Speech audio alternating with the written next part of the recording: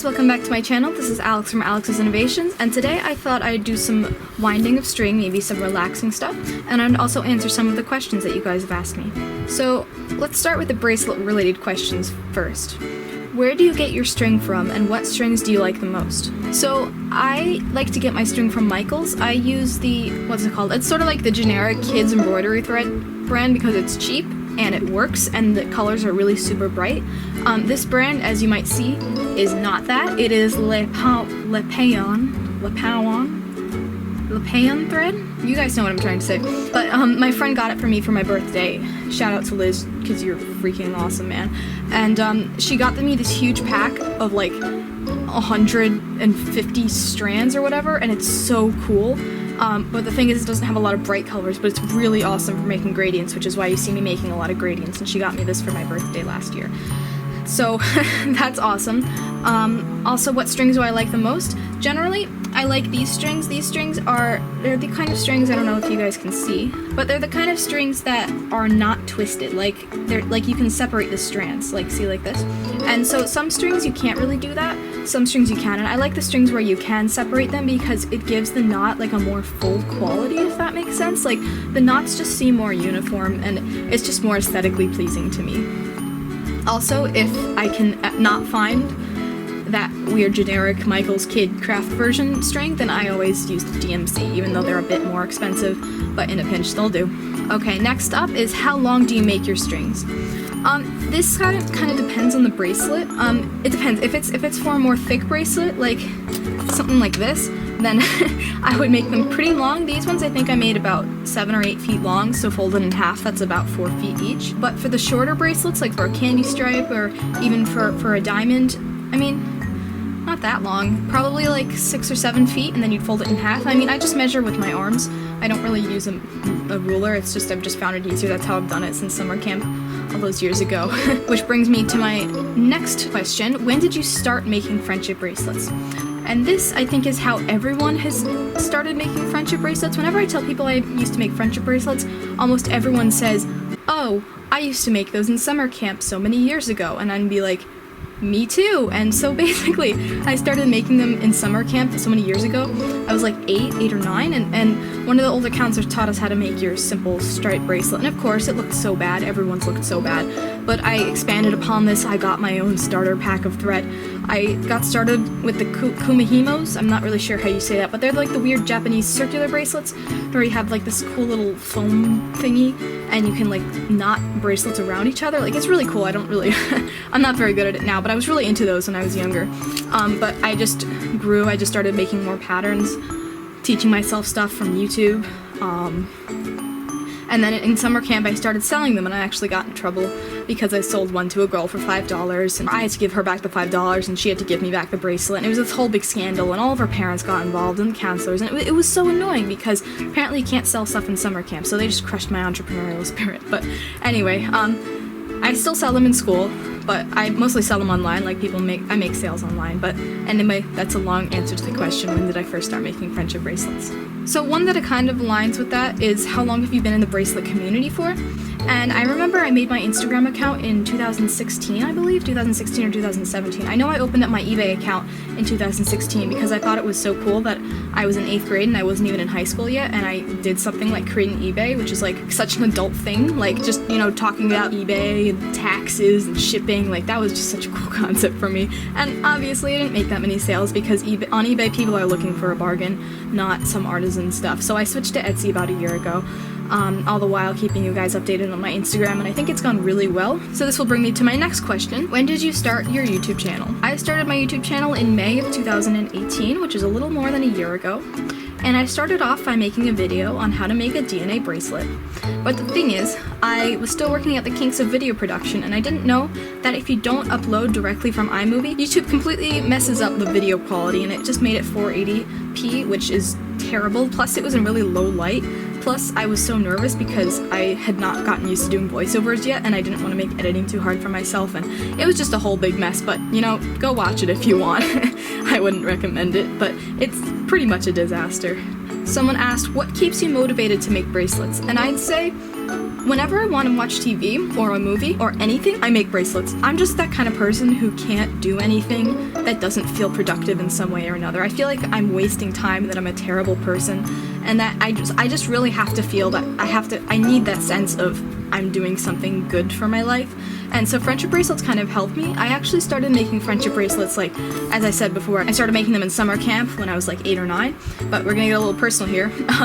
At the end of 7th grade and around 8th grade, I developed depression, which was a real fun experience for everyone involved. But in 9th grade and 10th grade, I started engaging in some self-harm actions, and it was not very fun. And I realized that, we're a little tangled here, just like my life in the 10th grade, haha.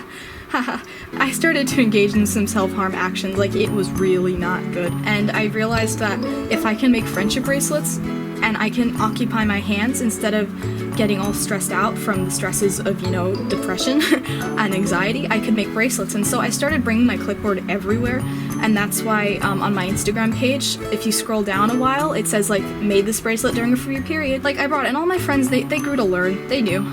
I was going through some stuff, and so they knew the faster I knotted, the more anxious I was, and they all marveled, it was just really cool that I could make something so pretty and something like so creative out of all this negative energy inside of me, and it really helped create this art form inside of me. And that's actually what I'm writing my college application essay about. I'm a rising senior in high school, and I'm applying to colleges this fall, and I'm actually writing about how friendship bracelets kind of changed me. They kind of made me from this sort of self-harming, depressed kid to this new young adult who can appreciate stuff. I don't really know, but basically it's been rough, and friendship bracelets really pulled me out of that in the more recent years. So thanks for being so supportive, guys. And I know depression sucks, I've had it, and anxiety sucks, I have that too, so comment down below. I'm not a therapist, but I'll try and help you guys out. Alright, after that depressing tangent, next question. Someone asked, what is your favorite friendship bracelet or pattern? That's kind of a tough question, because if you look in almost all of my videos, I'm probably gonna say, this is one of my favorite patterns to make. And that's because all of my bracelets are my favorite. And I know that sounds really cliche, but I can't make a bracelet unless I know that I'm gonna be happy with it, because it's just no use for me to make a bracelet that I don't like. Like, it just is really boring, and I just lose my motivation. It's just really sad. Like, so, in a sense, all of my bracelets are my favorite. Some of them are more favorite than others. I mean, I made this one today, and I am damn proud of it. It's so cool. So I guess that's my favorite bracelet.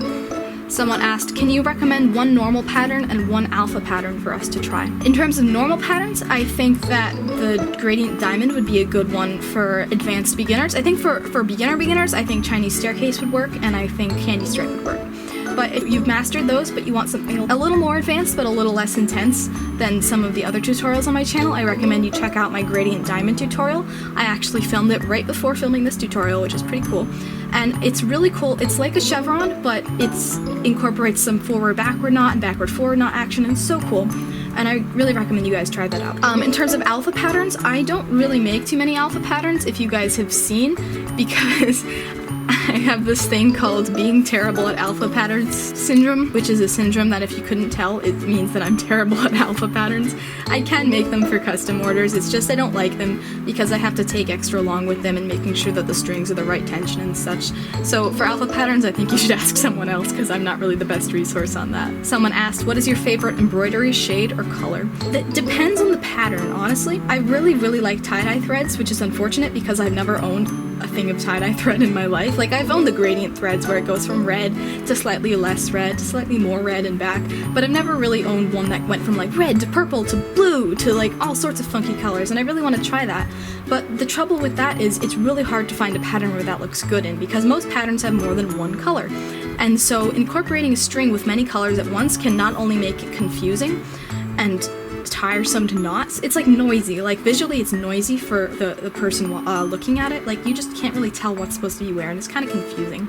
So I really like tie-dye. Also, good quality black thread is really nice, because if you get the right knot at the right tension, it's like you can run over your knots and they just feel so nice, and it's so cool. Like, definitely I would try it. Someone asked, how do you know which color combinations to pick out? And I'm going to give you 2 words. I don't.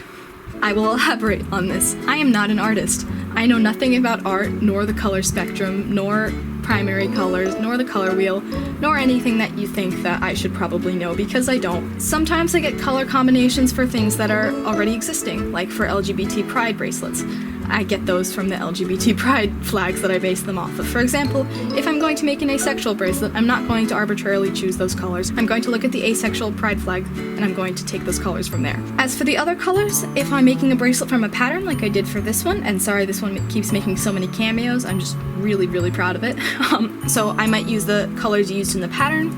I might just smush a bunch of colors together and just decide what looks cool. Oh, these look cool, and then I'll ask myself how many strings does this pattern need, and I'll adjust accordingly. But really, it's a very non-scientific process, I promise, and I really know nothing about art or anything. Do you have any regrets? And this question was kind of vague, because I didn't know, do you have any regrets, like not eating Cheerios one day when I was 3 years old and it changed my life forever? Or regrets like creating this channel?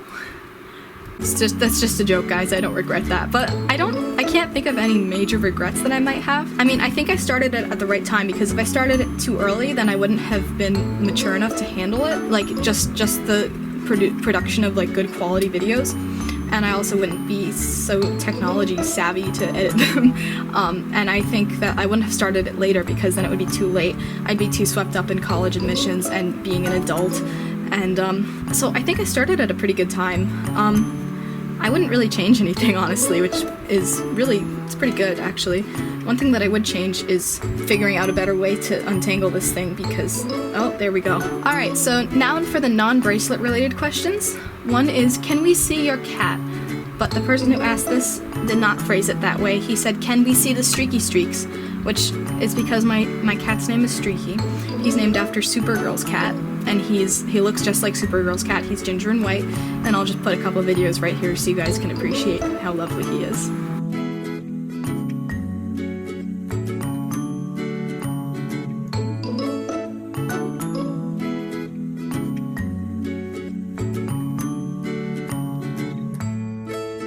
What are your favorite YouTubers? I don't really watch YouTube that much. I'm more of a Netflix person, but one YouTuber that I put on when I just feel really lonely and I need a friend to talk to, I think she's really cool. Her name is Ashley. Her channel's name is Best Dressed. She has something like 2 million subscribers, and I don't really look at the subscriber count. I just sort of put her in the background when I'm making a bracelet or when I'm winding string or something. Like, she just has a really calming presence, and she's also really relatable. Like, she goes through problems like chronic procrastination, and also she used to struggle, like she has issues with her family, and basically she runs a fashion blog, but she also does construction videos where she remakes her boyfriend's room and her own room and her friend's room, and it's really fun, and I really like that channel. And now along the same lines, what are your favorite TV shows? I'd have to say The Office and Friends. I can't really have any runner-ups because I don't think any shows are as good as those two shows, and those shows, I quote them all of the time. You cannot have one conversation with me without my saying that's what she said in some aspect or another. It's really bad. I need to work on my maturity in that aspect. What is your favorite food? Someone asked. That's a risky path to go down, brother, because I'm gonna start getting really hungry really quickly.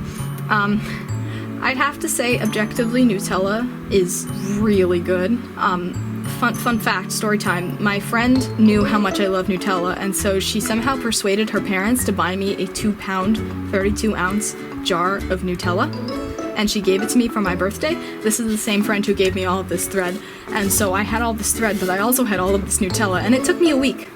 It took me 1 week, and I ate the whole thing, and I'm very ashamed of myself. And my family was very, very mad at me, but it was a good lesson in portion control and consequences of your actions. Now I am careful to stay away from Nutella, but not when I'm at her house, because she is good at letting me indulge myself. So thanks, Liz. You're doing a great job, sweetie. Next question is favorite band. I mean, my high school band is my favorite band, but I know that's not what you're asking. I play the flute and piccolo in my high school's band. I'll be a senior this year, woohoo! And also, everyone's saying, don't share your age on the internet. It's bad, someone's going to come and kidnap you. So just don't do that, guys, please. If you're asking about a band where, like, you listen to music to, Billie Eilish is not a band. but she is amazing. I love her music so much. Some songs are better than others. I'm not gonna say that all of them are amazing, but she's also really open about her struggles. She has, I think, Tourette's, I think she has anxiety, and she speaks really openly about those night terrors. Like, her whole new album was based on her experience with night terrors. When we all fall asleep, where do we go? I love listening to her songs, especially putting her songs on in the car, and that bass, that just shakes your whole car. Billie Eilish. And final question, what do you learn in school or university? So, since I am a rising senior in high school, I say rising because it's the summer before school starts, so I can't say I'm a senior yet, but I'm almost there, guys. Since I'm a rising senior, I can't really specialize my education too much yet, but I really, really want to go to college to study biomedical engineering. I wish to minor in film, and I have a lot of experience with that because not only am I in my school's film club, but I also make these lovely videos for you guys. So comment down below if you think my films are good enough for film school, guys. And I also want to minor in engineering entrepreneurship. And this is a specific major that gears towards engineering students, but also with entrepreneurial aspect towards them. So in a way, you could argue that making friendship bracelets is a combination of all three of these. Because engineering, because I design my own patterns, I create them and I work at them until it works. If the string order is wrong or the colors are wrong, I'm gonna undo that string, or I'm going to rearrange those colors until I fix it.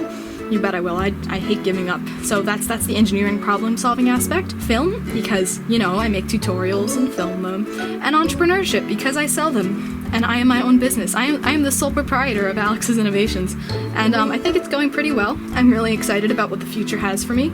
And I really look forward to making more videos on this channel for you guys. So that's it. Thank you so much for watching. I hope you had fun watching me wind string and getting mildly confused with myself and answering you guys' questions in probably far much more detail than I needed to. Anyway, if you like this video, please make sure to like, comment, and subscribe to keep the bracelets coming. In addition, if you'd like to see more bracelets, please visit my Instagram at alexinnovations and visit my website at alexinnovations.lubly.com. Thank you so much for watching, you guys. See you next time!